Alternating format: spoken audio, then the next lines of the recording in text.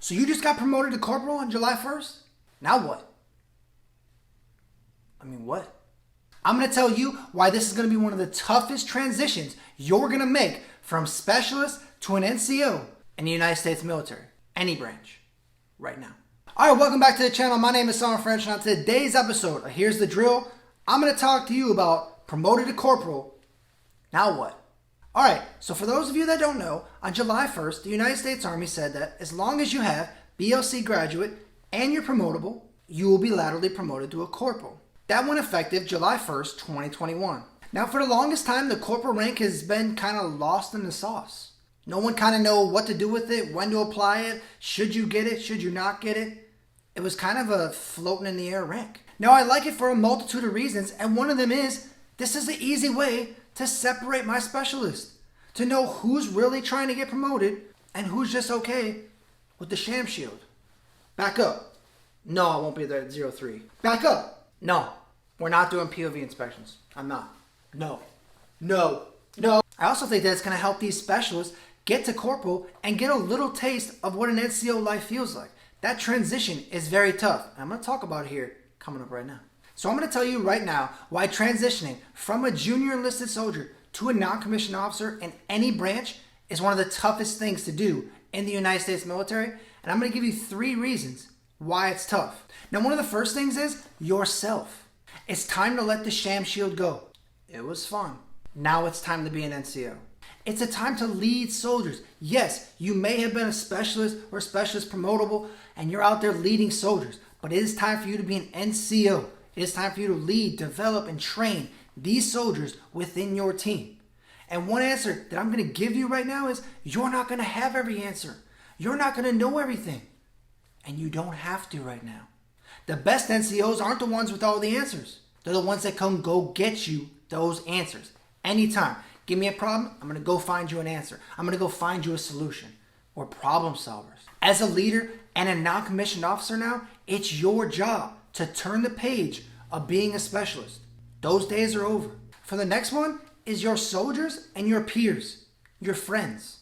Now, single-handedly, the toughest thing that I've ever dealt with in the United States military has been being that NCO the next day and being in charge of your friends, your peers, those soldiers. Now, more than ever, with this new transition from specialist to corporal, your friends, your soldiers, your peers need to be into that transition just as much as you do. They have to make that transition to respecting that rank, respecting that position that they should have been doing all along with you at all times. It's not just the same old, same old.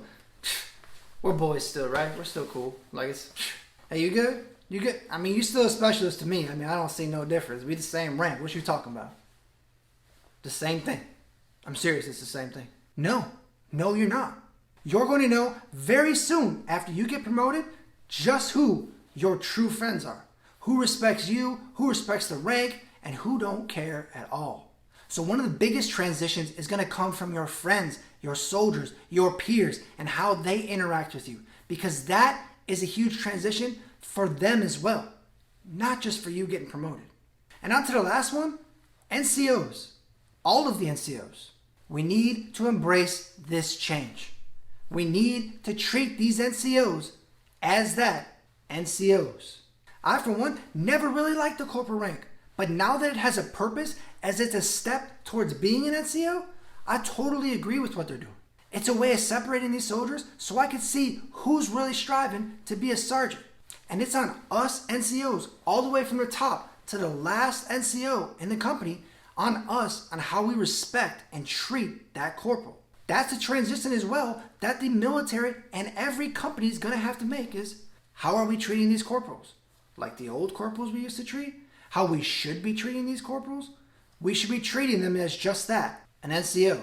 As NCOs, it's our job to put these soldiers and these young leaders in positions to not only grow, develop, and lead, but to be better than ourselves.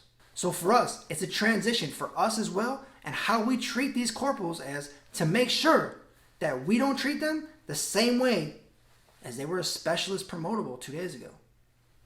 Treat them like an NCO.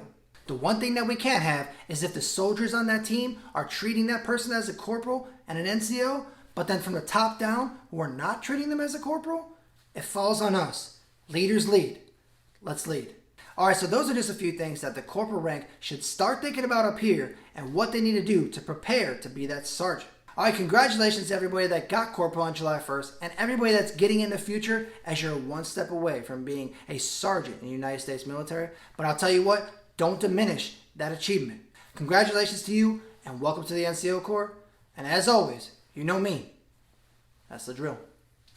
Now, if you like this episode, hit that like button, comment below. I'll be sure to comment you back. Hit that subscribe button so you don't miss another episode. And I'm telling you, if you're on YouTube, check me out on Instagram. And if you're on the other flip, if you're on the Instagram, check me out on YouTube. I go live periodically. Thanks for supporting the page. Thanks for supporting me. And you know, dominate the day.